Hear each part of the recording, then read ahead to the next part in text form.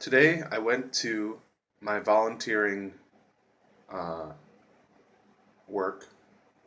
I work for 2 hours once a week. I sat down and I conducted some work. Uh, I prepared some receipts for about 10 minutes. When I came in and sat down, I said hello to the volunteer coordinator. She is a young woman in her early 20s. Um, and she said, I said hello to her, and she said hello to me, and she asked me how my summer was going, and I kind of looked away and looked down, looked around the room, not looking at her, no eye contact, and said, "Yeah, it's going okay. There's a lot of mosquitoes this summer, but it's not too hot, so that's nice." Um, it's funny when you get into a situation where someone asks you how you are doing. The societal norm is to say something positive. If the saying goes, if you don't have anything good to say, don't say anything at all. But recently, I've been trying to be more honest and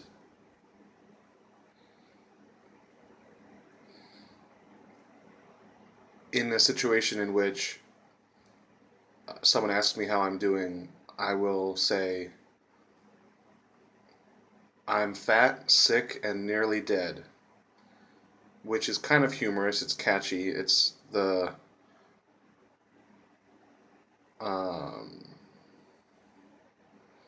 title of a movie, a title of a documentary that was made about someone who goes and juices until he loses weight. Um, but I feel that it's the truth. It's the truth of how I feel at that time. Generally, it's kind of how I feel. Um, I ask myself if it's loving to say that to other people, to express to other people how I feel. And I think even if it makes someone feel bad, it's the truth. And I think the truth is always better than a fiction. But it becomes difficult in work situations. And this is just a volunteer job, but it is a kind of work situation. If I was very pessimistic, then people would maybe not want to employ me. I mean, as a volunteer or even at my workplace, my normal workplace. And that is a fear of mine, but it was interesting. I sat down today and I started working on my receipts, and she was plugging away on her computer. Um, I've just started my job about a month ago, and everything in my relationship with her has been very good, very positive. Um, but it feels like it's not like we're in a relationship, but we have a very minor work relationship. Um, and everything in the beginning it felt like I feel like now that the honeymoon period has passed, and that from this point on, when I say the honeymoon period, I'm talking about a time in which you begin this venture with someone, and you're very excited about it. But at some point, unless there's development and change, the venture stagnates. And this is a general concern that I have towards life. I mean, is everything doomed to stagnation, or is change as the law of the universe what we need to always adapt to? Um, how do you change in a society, in a world where things, we say that things are moving quickly, but Many things are, many institutions are staying the same. We still have buildings. We can't build a building and tear it down. But if you want another part in the building, you have to go get funding, you have to get it planned, you have to get it approved, get an architect to design the new part of the building. Maybe the parking lot needs to change as well. The functions inside the warehouse or whatever building it is will need to change. There's a lot to choreograph, and that can be kind of a slow process to get approval and to get an extension of a building created. Um, as far as my job, I have a very simple job at that place, and it won't change for maybe years. Um,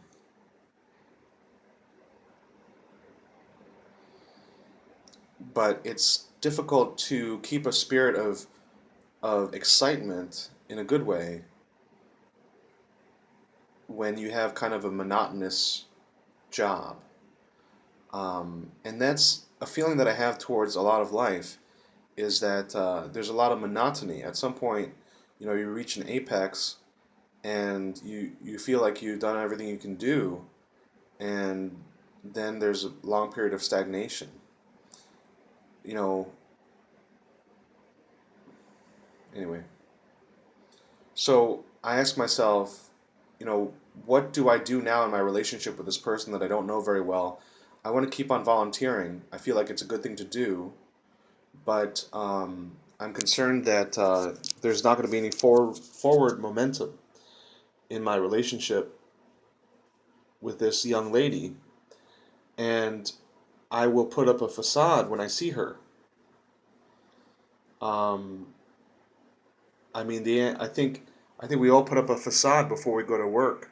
We say everything's, we hope everything's going to be okay. And then we say, if we want to keep this job, we need to be positive. We can't talk to people about how bad we feel if we feel bad. So I think that's something that's very common, and I think that people who are much older, who have been in positions for many many years, just stuff everything down. Their facade is so entrenched. So this is what I wanted to say, though. All that was a prelude to saying that having sat down and after working on the receipts, I noticed after I came into the room and I didn't really engage with Caroline and I didn't have anything to say. I was just focusing on my work.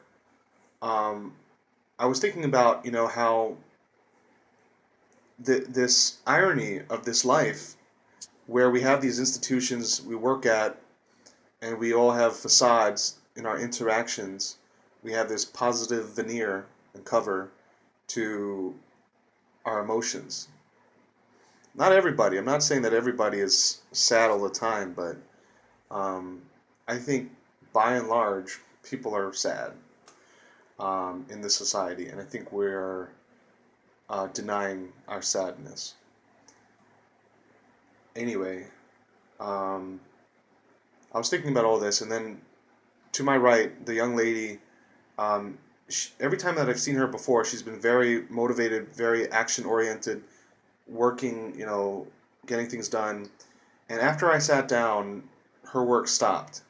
And I wasn't like watching her or following exactly what her work was. So I can't tell you what the intention was for her to what she wanted to produce and how she didn't quite get there, but I just had this feeling she wasn't producing. And part of it was because before I came in there was a lot of typing, or as I was coming in there was typing. And then as I stayed there for the few minutes that I stayed there, the typing stopped. And she just had what I have many times when I am in a stressful situation. I have this feeling of, I can't work when I'm stressed. Um, I can't do what I wanted to do when I'm stressed. And so I felt like she was stressed, but she didn't know why. Anyway, it was funny. Kind of halfway through the time that I was sitting there, she said, or she didn't say anything. She sighed. She gave out this big sigh, and then a few minutes later, she just said out loud, I wasn't looking at her or anything. She said, um, "I came in here to print this thing out, something she was printing out, and now I can't do it for some reason. I don't know why." And it makes me think of again, sitting down and feeling like you can't proceed in your work because of this stress that you're feeling. And I knew in some way that the fact that I was sitting there and not engaging with her the way that we used to engage had something to do with that. I think there was an inner realization that she is not allowed to express, because we are all supposed to be positive in this society, that whereas once we had this honeymoon period, now we can't interact in that way. Now, I know a lot of people would say I'm reading too much into this. If by some reason, if somehow she is able to see this, she would probably deny the whole thing. It's not a big deal necessarily. Well, see, I think generally this is the way we operate our lives. And I know I'm long-winded here, but I'll try to put a fine point on it. Um, Many of us put up a facade because we see that it's in order to keep our job, in order to have a place in society, in order to belong,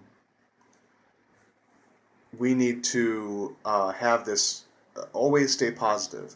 The more positive you are, the world says, the belief of the world is, the more successful you are. And that is a belief that I am actively testing now. That's all I have to say.